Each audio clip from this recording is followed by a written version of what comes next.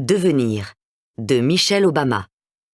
Traduit de l'anglais par Odile Demange et Isabelle Taudière. Lu par Marie Bouvier. Mes parents nous parlaient comme à des adultes. Ils ne nous sermonnaient pas, mais prenaient la peine de répondre à toutes nos questions, même puériles. Ils n'expédiaient jamais une discussion par facilité.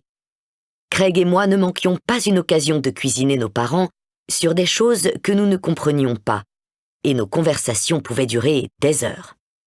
Nous leur demandions « Pourquoi est-ce que les gens vont aux toilettes ?» ou « Pourquoi faut-il avoir un métier ?» avant de les bombarder de questions supplémentaires. J'ai remporté une de mes premières victoires socratiques grâce à une question dictée par un intérêt purement personnel. Pourquoi est-ce qu'on doit manger des œufs au petit déjeuner? Ce qui a entraîné un débat sur les besoins alimentaires en protéines, ce qui m'a conduite à demander pourquoi le beurre de cacahuète ne pouvait pas compter comme des protéines. Ce qui finalement, après un long débat, a persuadé ma mère de revoir sa position sur les œufs que je n'avais jamais aimé prendre le matin.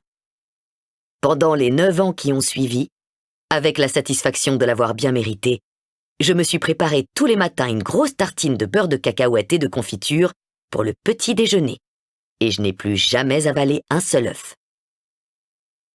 Quand nous avons été plus grands, nos conversations ont porté sur la drogue, le sexe et les choix de vie, les questions de race, les inégalités et la politique.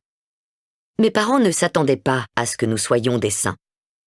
Mon père, je m'en souviens, a tenu à nous dire que les relations sexuelles étaient et devaient être un truc sympa. Ils n'ont jamais cherché à édulcorer ce qu'ils considéraient comme les dures réalités de la vie.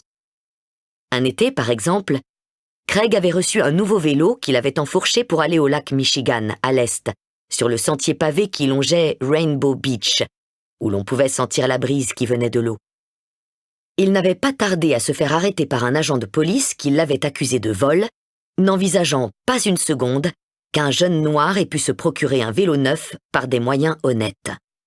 L'agent, lui-même afro-américain, s'est ensuite fait passer un sacré savon par ma mère, qui l'a obligé à présenter ses excuses à Craig. Cet incident, nous ont expliqué mes parents, était injuste, mais malheureusement fréquent.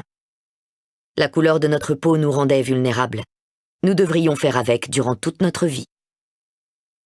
Si mon père nous emmenait souvent à Peel Hill, c'était un peu, je crois, pour exciter notre ambition, pour nous montrer les fruits que pouvait porter une bonne éducation.